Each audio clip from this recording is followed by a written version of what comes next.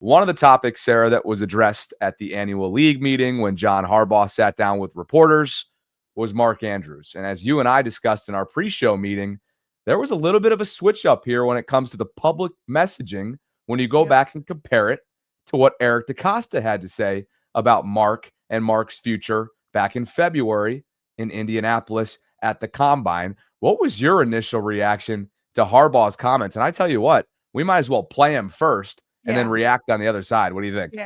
Here he is when he was asked about Mark yesterday at the owners' meetings.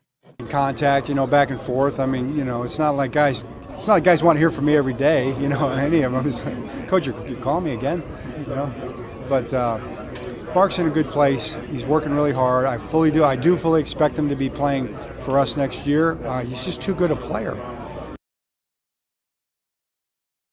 I don't know if I had all of it in there, but he said, I do fully expect him to be playing for us next year. Bobby, listen, there was always going to be speculation coming into the offseason of whether Mark Andrews would be a cap casualty just because of his $16 million cap hit. Always. So there was going to be speculation. But if Eric DeCosta responded in that way when he was asked about Mark, there would have been far less speculation. In fact, he could have put a kibosh on all of it. Remember, this is what he said. He was asked at the Combine, would he consider trade offers for Mark Andrews? If that was a Lamar Jackson question, he'd be like, heck no. But instead, he responds, would you consider trade offers? He says, I think Mark Andrews is a great player. We're blessed to have 3 really good tight ends under contract this year. Mark's going to go down as one of the great players. He'll be in the Ring of Honor someday. I love having Mark on the team. He's an awesome player. I know he's going to have an amazing season. We'll figure out all the roster machinations. How am I saying that? Machinations? Say that 10 times over the coming week. But I can tell you, there's no bigger fan of Mark Andrews than me. He's been a blessing to have on the team. So he says, we're going to work out all the roster stuff. We'll figure it out over the coming weeks. He doesn't shut down trade talk. And so if he had said what John Harbaugh just said, is I fully expect him to be playing here next year, he could have put a kibosh on all that speculation. Okay? So that is a major switch up. And I think that we correctly interpreted Eric DeCosta saying to other GMs, I'm listening. I'm not going to go shopping him around, but I'm open for business if you guys want to talk. I think that's what he was doing. He was leaving the door open for that possibility. Now, because they just paid him his $4 million roster bonus, that made it more likely that he would stick around. Now, John Harbaugh, after that $4 million roster bonus, is saying, yes, I fully expect him here. Now, I think that there's still going to be a little bit of uneasiness. Wait till draft night, right? Could something happen draft night because nobody had seen like the Marquise Brown trade coming that draft night. There's been other kind of trades going on. And so there will still be kind of that in the back of your head. Could something go down tonight? But again, that's a major switch that we'll figure out the roster. He's a good player. I'm not even going to say no to the trade speculation. So now here we are months later. Now he's put more of a kibosh on it. So there will be less speculation, but it'll be dead if he's still on the team after the draft. Yeah. We've seen stranger things, to your point, happen on draft weekend. You never know when you get a really enticing call. But at the same time, this feels pretty darn similar to the way that Harbaugh answered my question that I asked him back in February at the Combine regarding Ronnie Stanley. Right. And he was like, look, we're probably going to get that done. Yeah. At the time. So.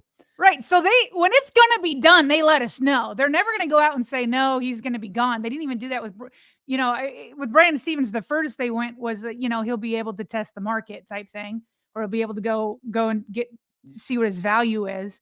So that sometimes they'll say, I guess that was even really telegraphed. And so, but you can't telegraph a trade, right? You have to, because you got to figure out what's going on out there. You got to see if there's a trade partner.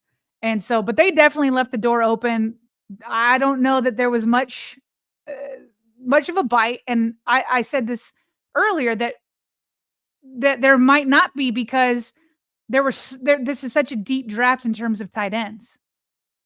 Such a deep draft in terms of tight ends. So why don't we go check that out first before we go and give up draft compensation plus pay for a veteran when they think that they can maybe get a good tight end. So maybe it was because of the deep tight end draft that maybe there wasn't much of a market for him. Maybe it was because of the way he played in that AFC championship or that divisional round game. Who knows? But they definitely left the door open, and now it seems like it's slowly being closed. Not totally shut yet, but now there's only like a crack left open. Hey, and just in case you've been living under a rock out there listening, all tight ends in Baltimore, including the fullback Pat Ricard, are entering contract seasons. So outside of 2025, they are not guaranteed contractually to be Ravens. So that is that.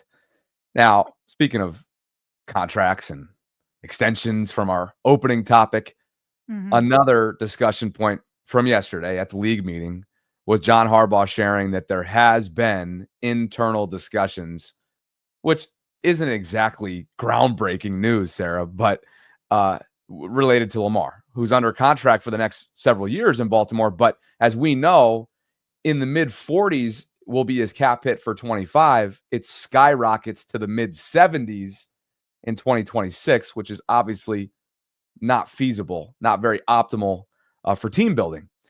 Harbaugh also mentioned that when a deal gets done for this extension, that obviously, he didn't say that, but I think it's obvious, and you think it's obvious, he's going to become the highest paid player in NFL history, because that's just how this stuff works. So, Sarah, it's been the topic of the offseason for you and me as I venture off to all these different offseason programs and various trips. What are we supposed to be asking the insiders about? What do we want to, how much information do we want to gather? And it was always, where does this extension stand? And so that's the latest there from Harbs. What was your thought? Well, yeah, it was obvious to us, but that's not what's at play here. What John Harbaugh is doing is publicly saying, as I'm sure they've said to Lamar, because, they said we've had internal discussions. It sounds like they've had some extension talks already. It's already kind of been happening. It started. I don't know how far it's gone. But John Harbaugh is sending a message to his quarterback, to his team, to the NFL football world.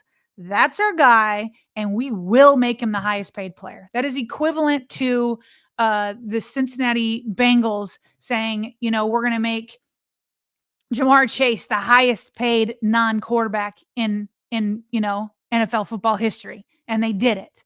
And, when your guy is your guy, you don't give a lukewarm message like they did with Mark Andrews originally, right?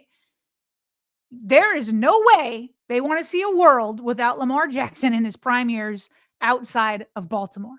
And so, yes, they've said it internally, and now they're making it public to the world. They're letting their love for Lamar be known with the money, saying he's going to become the highest paid player in NFL history again. And he also said later on, he's like, and then we'll probably do it again. And then we'll probably do it again, because that's how long they want Lamar Jackson in Baltimore. And Jeff Zrebeck had written a story based off of these quotes. And I agree with some of his analysis here. He said several factors, including Jackson being even more entrenched as the team leader and his comfort level with the team's decision makers, could make the pending extension talks a little easier this time around. For one, this is a massive one, Bobby, that I think people twist, and they try to twist to make it seem like Lamar and the Ravens had a bad relationship, or that the Ravens didn't love Lamar, or that they didn't want him, which couldn't be further from the truth. But he said a sticking point in the last talks was Jackson's perceived desire for a fully guaranteed deal after the Cleveland Browns signed quarterback Deshaun Watson to a fully guaranteed $230 million contract in March of 2022. Bobby, that right there, that is why it took so long. Yes, there were probably other factors. Yes, people talk about, he was his own agent, all that kind of stuff. And I'm sure that was all part of it. But the Ravens always wanted him, and I'm sure that they were always willing to make him the highest paid NFL player, but not with a fully guaranteed contract. And now here we are 3 years later, seeing how terrible that deal was. It's not coming back around. But people try to act like Just I know. wait for quick hits on that. Little teaser there for later on. But that is what really set it back. And so it took a couple more quarterback contracts, including the Philadelphia Eagles and Hurts, and then being like, okay, it's not happening again, right? It's gone. That is gone. And the NFLPA was with Lamar. They wanted to put their foot down because they wanted it to be more of a thing. But it did not. It was not a commentary on whether the Ravens believed in Lamar or whether they loved him or all that. They always wanted it. They just didn't want to go this fully guaranteed route. So I agree with Jeff here. He said that was a major sticking point. And he says the Ravens' stance was that the Watson's deal was the exception rather than an industry trend. Other deals signed by star quarterbacks since have proven the Ravens correct. Okay, the second reason why he thinks it's going to be easier should be easier this time around. He says the Ravens have just gotten a blueprint for a potential Jackson deal, and he names Josh Allen and Dak Prescott. I've got that here in easier readable form. This is what they have to beat. All they have to do is the same thing with Hurts. They're like, let's just take Hurts' contract and we'll beat it by a little bit. Same thing here. Josh Allen just got a new one. He got $250 million guaranteed, 6 years overall. So you got to beat that. And then Dak Prescott is $60 million yearly average. You try to beat that. Those are the two benchmarks. There's no fully guaranteed, issue around here. So I agree with Jeff. It should, in theory, be easier this time around. In theory is the operative. Famous last words. Words there, right there. Exactly. Yeah. Well, hopefully that's the case because, again, with that number skyrocketing to, upwards of $70 million for a 2026 cap hit, you're not going to be able to surround him on both sides of the ball with what he needs if that number exists. So hopefully that is a long afterthought, right? The thought of, or the uncertainty surrounding an extension is a long afterthought by this time next year, especially for Eric DeCosta and his front office's sake. You got some numbers here. Yeah. And so I said in the first segment that, John Harbaugh it is fair to criticize his postseason success in the Lamar Jackson era. But I said I was fine with the extension because I believe John Harbaugh and Lamar Jackson will win the Super Bowl together. And I feel the same. Here's why you pay Lamar. It's about what you still think he's going to do in the future. But look at what he just did, Bobby. It's just insane to me.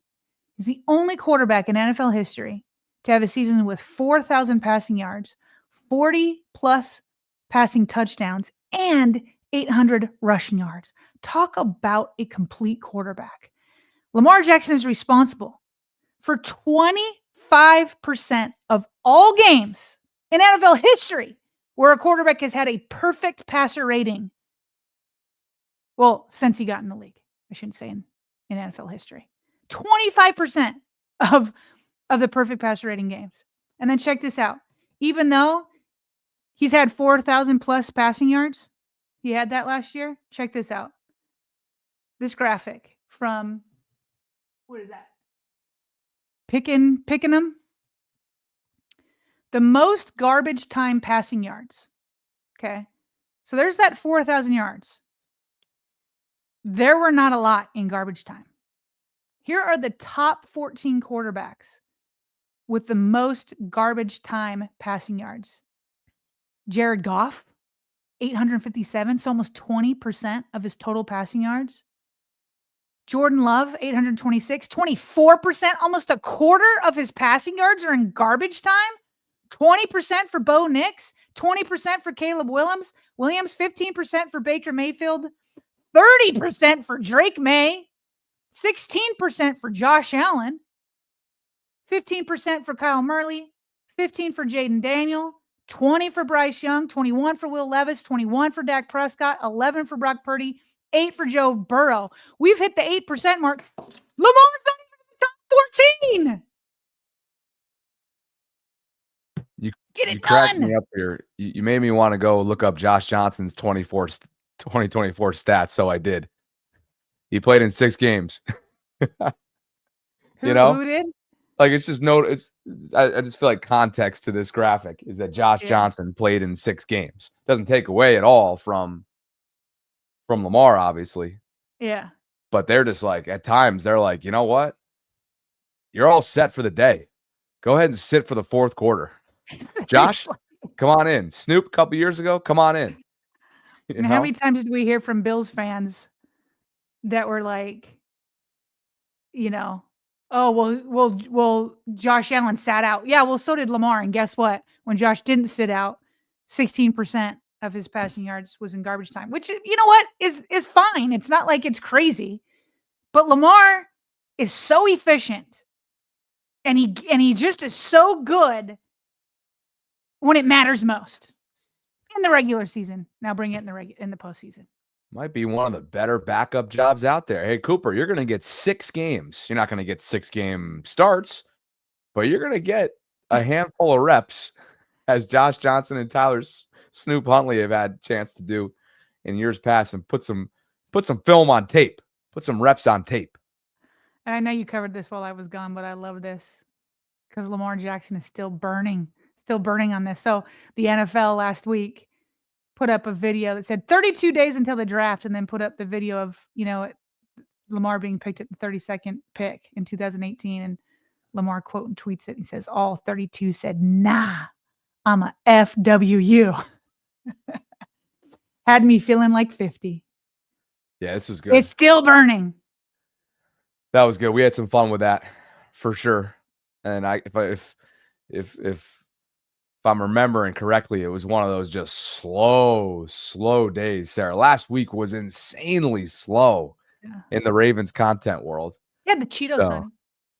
The Cheeto signing came down. We milked that sucker as long as we possibly could inside this channel, didn't we, guys?